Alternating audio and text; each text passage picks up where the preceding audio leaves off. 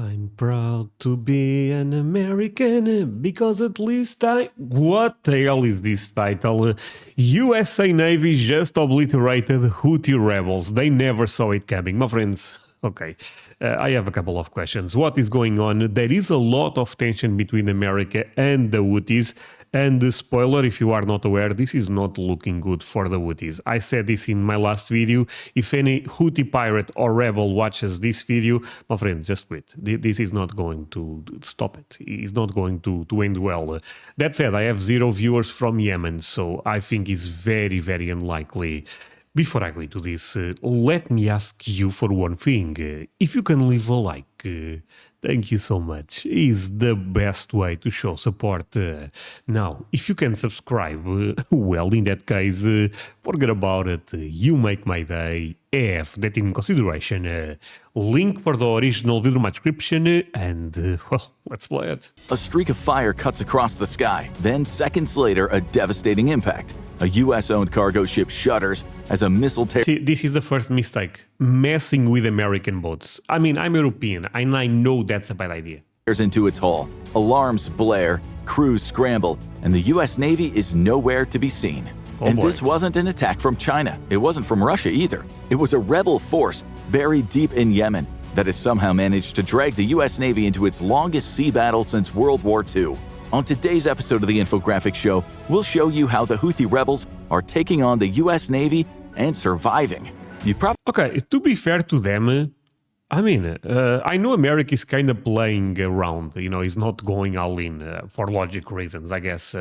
But they are surviving. I mean, they are still fighting. I guess that's the only thing you can give them some credit, even though they are a terrorist group, so it makes no sense. But you guys know what I'm trying to say. That's at least they have the spirit to keep fighting. Probably know all about one side of this conflict, the U.S. Navy. It is the biggest, baddest fleet to ever sail the seas, with over 4.5 million tons of sheer power. 11 aircraft carriers are already in service, with more on the way. There are 300 combat-ready vessels and over 4,000 operational aircraft in the skies. With over 667,000 active-duty personnel and another 100,000 in reserve, it's a force built for global dominance, and it's been around for nearly 250 years. And it is still the gold standard of naval warfare. Number one. When the U.S. Navy shows up, it's usually game over. Usually, but not this time.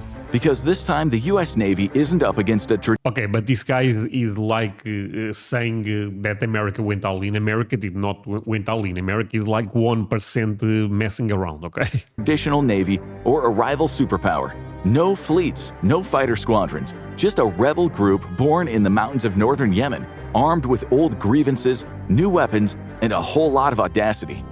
So if you are not aware, at one point, I'm not sure if now, but is top 3 or top 5 at least, but Yemen was the poorest country in the world. Houthis. And I have to say this, the Houthis, scam. Not scam. Scam is another thing. Scumbags, okay? Don't care about them. Of course, innocent people on Yemen is a bit different, but... They call themselves Ansar Allah, supporters of God, but most know them by the name of their founding tribe. They're Zaydi Shia Muslims from Yemen's Sa'ada province, a group that once ruled Yemen for 1,000 years. That is, until it was overthrown in 1962, and its power disappeared.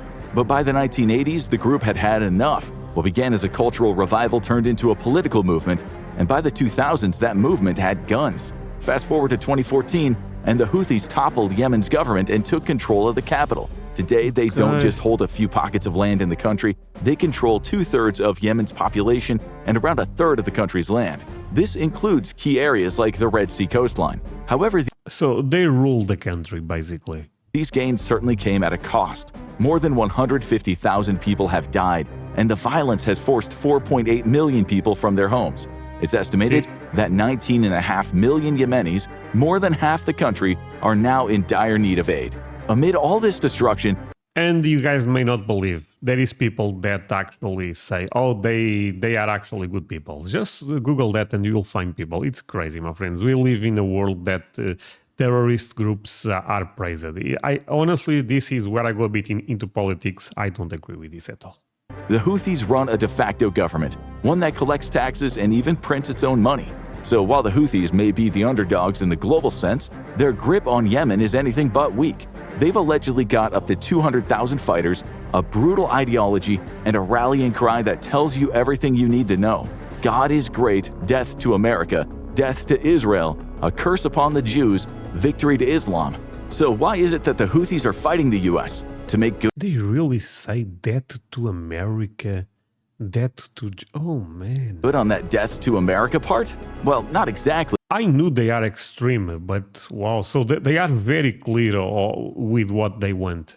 The roots of the current conflict actually do have to do with the other country getting an unfortunate shout-out in the Houthis' rallying cry, Israel. You see, when the Israel-Hamas war erupted in October 2023, the Houthis wasted no time getting involved. In a bid to show support for Hamas and Palestinians, the Houthis started launching missiles and drones at Israel-linked targets, as well as US-operated ships in the Red Sea and the Gulf of Aden. By December 2020, You know what's crazy, my friends? You can still feel bad for Palestinians, because at the end of the day, a lot of children are dying, and not support terrorist groups. How crazy is that? Wow. 24, the Houthis had attacked more than 60 ships. And these attacks weren't just an inconvenience. They sunk 2 vessels, hijacked a third, and even killed 4 crew members. All of a sudden, the Red Sea, a critical shipping route, was under siege. But why the Red Sea? Well, Yemen's nearly 1,200 miles of coastline sits right along one of the world's most important waterways. Each year, trillions of dollars worth of global trade passes through I believe it's like 15% of global trade passes there. 15. I could be wrong. Let's see. the Red Sea and into the Suez Canal. And that is why when the Houthis began attacking commercial ships, it wasn't just a local issue, it disrupted the entire global economy. Commercial shipping activity in the Red Sea had dropped nearly 60%, a region that usually handles around 15% of global trade and 30% of global container traffic. Rates for container shipping between Europe and Asia jumped by as much as 173%, with the Durai World Container Index reporting a 115% increase on average. And that is why the US got involved. You can't have someone so brazenly jeopardizing global trade and threatening freedom of navigation without the world's strongest military stepping in to set things straight. But despite the sheer force and power, the US Navy quickly realized that the Houthis weren't their usual adversary. Instead of being wiped out in a few decisive strikes, the Houthis survived. And they have done it with relentless determination. On the 9th of January 2024, US ships, including the USS Laboon, had to shoot down 18 drones, 2 anti-ship missiles, and a ballistic missile, and that is just in one day. And this has been happening day after day for nearly 20 months, and that's with the US pouring millions into stopping them. Just 3 weeks of Operation Rough Rider, a large-scale campaign against the group launched in March 2025, cost the US $200 million. If the strikes continue at the same intensity, this figure could balloon to a jaw-dropping $1 billion. And yet, despite all of that firepower, the Houthis have refused to be wiped out. So let's take a closer look at how the Houthis have been targeting the US Navy and, against all odds, getting away with it. First up, missiles, ballistic, cruise, and everything in between. These aren't your typical backyard rockets, they are high-speed, high-tech projectiles that can cause untold destruction. The Houthis have managed to turn these. So yesterday I saw news that the Houthis ended up attacking an airport in Israel. So they are still, going crazy. Missiles into an art form, attacking U.S. naval vessels and commercial ships with alarming frequency, and not without success. Truthfully, the U.S. Navy has had to deal with more than just a few close calls. But where are these missiles coming from? After all, we aren't talking about a country with a massive defense budget or a sprawling arms industry. The US is the one with the $849.8 billion defense budget, with $28.4 billion going to missile defense capabilities. The entirety of Yemen doesn't spend that much on defense. And the Houthis are just a part of that war-torn country, not even the whole show. Well, it's simple, really. The Houthis are financed by another country, one whose military budget is 200% higher than the year before, Iran. Iran has played a pivotal role in empowering the Houthis to resist and counter the might of the US and its allies. It was Iran's weapons transfers, training, and strategic advice that allowed the group to grow its military capabilities exponentially. Just look at the naval front. In 2015, the Houthis, with Iran's help, began developing anti-ship capabilities. Iran sent anti-ship missiles and helped the Houthis set up truck-based missile launchers, which could be hidden after firing. The country also provided intelligence through ships like the MV Savis, an Iranian vessel stationed off the coast of Eritrea. This made it possible for the Houthis to successfully target and damage enemy vessels and accurately fire at U.S. targets. And we aren't just talking about the attacks in the 2020s. The Houthis began launching missiles at the U.S. Navy destroyers and amphibious transport docks as soon as they gained control of their coastal areas, sometime around 2016. While these strikes didn't all result in direct hits, the growing frequency and sophistication of the missile launches posed a significant challenge, and this challenge only continued to grow. In 2024, the Houthis unveiled the Palestine II missile, which they claimed to have locally manufactured, though analysts say it closely resembles Iranian designs. With a range of over 1,200 miles, it can reach targets as far as Israel. This clearly shows how Iran's support has allowed the Houthis to project power well beyond Yemen's borders. But the Palestine II is far from the only missile the Houthis use in their daily attacks. It's also not the only one that's supposedly locally made in Yemen, yet Iran. You know what I'm thinking about watching this? I think America will go to the next level. If these initial attacks are not working, America goes to the next level. I really believe that.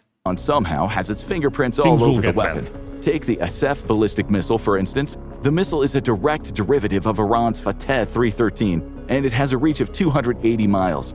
That's a serious range to close in on a target, and it's been used in multiple strikes. Then there's the Tankil ballistic missile, an anti-ship version of the Iranian Rad 500 missile. This one has a longer range of 310 miles, so if ships thought that they were safe out there in the Red Sea or the Gulf of Aden, think again. This missile brings the fight to the U.S. Navy's doorstep. And let's not forget the smaller missiles in their arsenal, like the Falak, which have far less reach but are still enough to ruin your day if they hit the right spot. The Falak's range is about 87 miles, but that doesn't make it any less dangerous. If we look at the Houthis' arsenal of cruise missiles, things get even more interesting. The group possesses all kinds of cruise missiles, radar homing, infrared guided, and electro-optical. Their operational ranges go from 25 miles all the way up to 500 miles and then some. It's no wonder the Houthis have turned the Red Sea into their personal shooting range. However, what's more worrying is how fast the Houthis are improving their arsenal. Early on, the Houthis got their hands on Soviet-made P-21 and P-22s and Chinese C-801s, which have ranges of around 50 miles and 25. How did they got their hands on those? 5 miles respectively. But since then, their inventory has improved, and they now deploy far more capable missiles. One of the latest additions is the Al-Mandab 2, a copy of Iran's Ghadir, which has a range of up to 186 miles and can really pack a punch. These missiles are just part of the group's growing arsenal, and it's clear that the Houthis have been getting better and better at using them. By 2025, they've turned missile warfare into a full-blown strategy, proving that even a relatively small group can make waves, literally. Based on this, you might be thinking that the US has a pretty solid grasp on what the Houthis are working with. But that's just the thing. Knowing what weapons your opponent might have in their arsenal is one thing. Knowing how they're putting them together and how many they actually have is something else entirely. And that— Okay, I'm feeling a bit misled by this video. The title is US Navy just obliterated Houthi rebels. What is the obliteration? That is where the Houthis continue to keep the U.S. guessing. Despite 20 months of attacks, the U.S. still doesn't have a clear picture of the full scope of the Houthi arsenal. And it's not just about tracking what they possess, it's about how they're getting their hands on it and maintaining a steady flow of weapons. What makes this even more perplexing is in the Houthis' ability to innovate and adapt their weaponry. They are constantly iterating, assembling systems in what seems to defy expectations. And even when their creations fail, they learn and improve. A concept the military calls failing forward. This blend of resourcefulness and persistence is undoubtedly another reason why the Houthis have been able to resist the U.S. Navy for so long. Beyond simply arming themselves, the Houthis have shown an extraordinary talent for turning limitations into strengths. They can turn to innovative tactics and resourceful repurposing of existing materials to create new threats. For instance, once their missile systems were largely eliminated, they transformed smaller existing vessels into mighty weapons platforms, making the best of what they had. These improvised drone boats became a prime example of their ingenuity, making what was once a small patrol boat into a high-risk with the PlayStation, oh man. Weapon of terror. Between November 2023 and July 2024, the Houthis launched a number of attacks using these unmanned surface vessels, or USVs for short, with great success.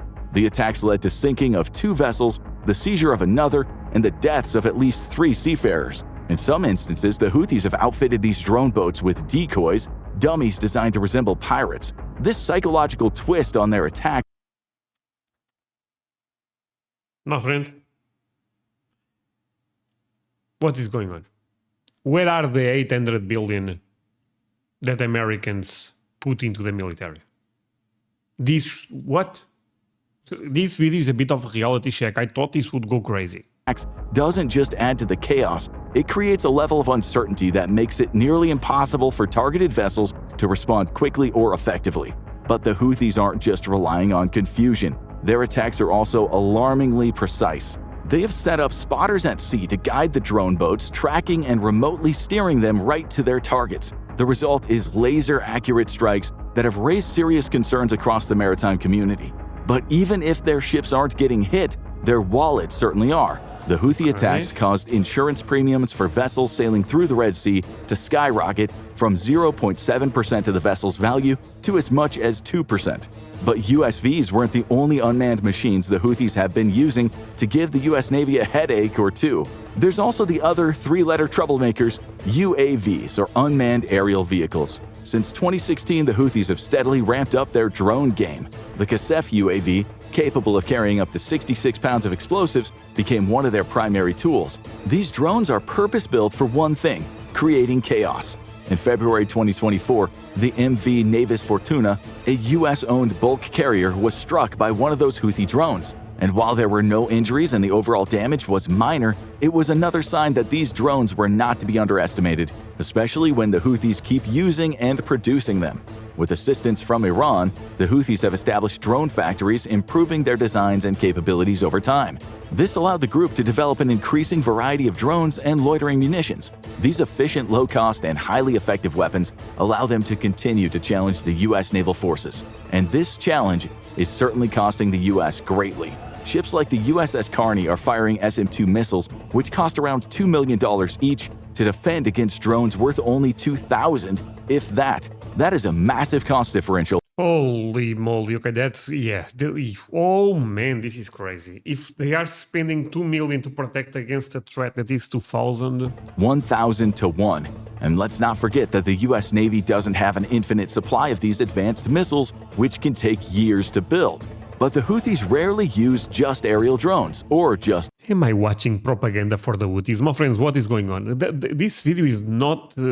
wait, maybe this will get good. Missiles. They like to go for the full package, mixing and matching their arsenal in complex, multi-layered attacks that keep the US Navy constantly on its toes.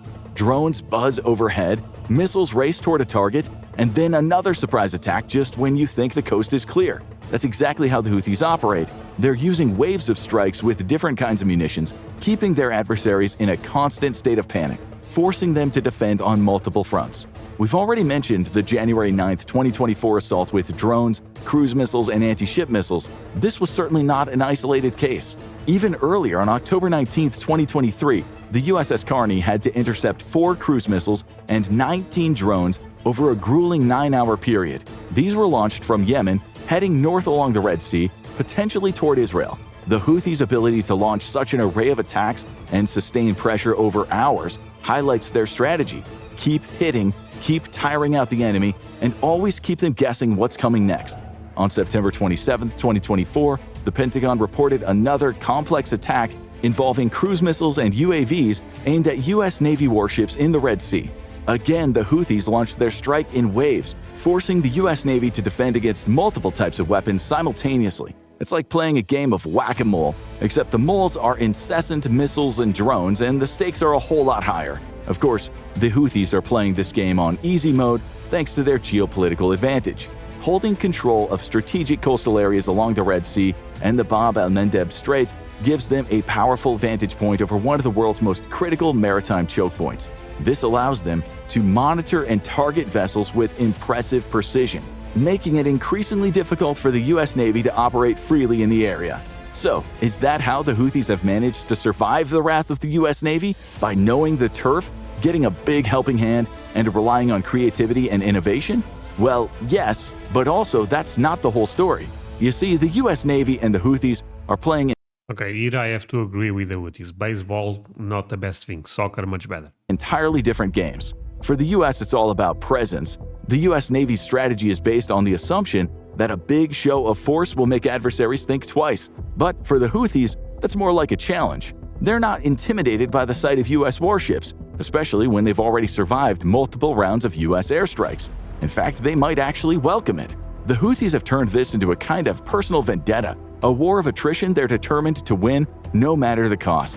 They're playing the long game with relentless attacks undeterred by the US Navy's show of force. Plus, the US Navy can't go all in because of Iran. The White House has long been tiptoeing around Iran, trying to keep tensions in check, especially with Iran enriching uranium up to 60% fissile purity and getting So maybe America is waiting to see the Iran situation. If they go against Iran, then they go crazy on the Houthis. more involved in regional conflicts. Striking harder against the Houthis might provoke Iran, and that is something the US has been very cautious about. The Houthis, on the other hand, have no such hesitation. To them, this isn't just a skirmish, it's an existential mission. They are deeply motivated by ideology. That whole death to America mantra isn't just a slogan for the Houthis. They see every attack as a step closer to their ultimate goal, and they relish the chance to go toe-to-toe with the world's most powerful military. But make no mistake, the US is winning. While the Houthis certainly have put up a We are back, my friends. Okay, explain me how. I know how, but see, when they are spending 2 million to destroy something that is 2,000, that's crazy. But make no mistake, the US is winning. While the Houthis certainly have put up a fight, sometimes catching the US Navy off guard, the record in the Red Sea tells a different story. Time and time again, the list of incidents tends to start with US Navy intercepted or US Navy shot down and US Navy destroyed. In other words, the Houthis might have made their mark, but the US is still the one that gets the last word. Operation Rough Rider is going for a much broader set of targets in Yemen than ever before. It's targeting command centers, logistics hubs, and locations tied to senior Houthi drone experts. It's a reign of terror coming down from the skies. In March 2025 alone, the US conducted a barrage of airstrikes in the Houthi-controlled parts of Yemen. April brought no signs of slowing down, with 25 airstrikes conducted by April 7th. It's clear the US intends to make good on its promise to completely annihilate the Houthis. But this rebel force has shown resilience before. As CNN once put it, they have an extraordinarily high tolerance for pain. So the real question is, can they keep pushing back against a vastly superior military force? For the Houthis, this isn't just a strategic battle, it is a cause they're willing to fight for until the very end.